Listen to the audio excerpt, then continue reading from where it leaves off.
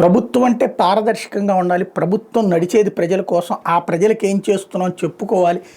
ప్రభుత్వం ఇచ్చేటటువంటి ఉత్తర్వులు రహస్యం ఎందుకు, దాన్ని దాచడం ఎందుకు అన్నటువంటిది తీవ్ర స్థాయిలో విమర్శించింది గతంలో జనసేన, తెలుగుదేశం పార్టీ.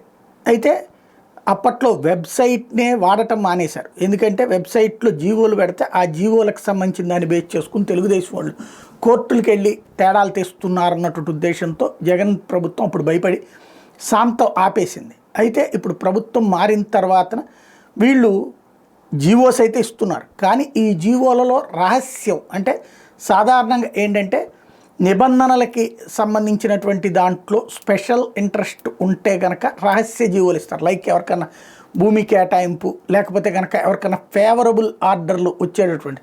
ఎందుకంటే ప్రభుత్వానికి రహస్యం ఏముంటుంది, ఈ ఉత్తర్వు కనుక కోర్టు దృష్టిలోకి వెళ్తే మనకి దెబ్బ అవుతుంది అనుకున్నటువంటి వాటిని రహస్యంగా జీవో నెంబర్ వేస్తారు. అక్కడ దానికి సంబంధించి కాన్ఫిడెన్షియల్ అని రాస్తారు. ఆన్లైన్లో మనం చూసుకున్నప్పుడు ఇట్లాంటిది 7 నెలల్లో 70కి పైగా జీవోలు, టోటల్గా 78 రహస్య జీవోలు ఇచ్చారు అంటూ వైఎస్ఆర్ కాంగ్రెస్ పార్టీ ఆరోపించడం ఒక ఎత్తు అయితే, అందులో జనసేనాని పవన్ కళ్యాణ్ మంత్రిత్వ శాఖ కూడా 6 రహస్య జీవోలు విడుదల చేశారు అన్నటువంటిది సంచలనాత్మకమైన ఆరోపణ చేసింది.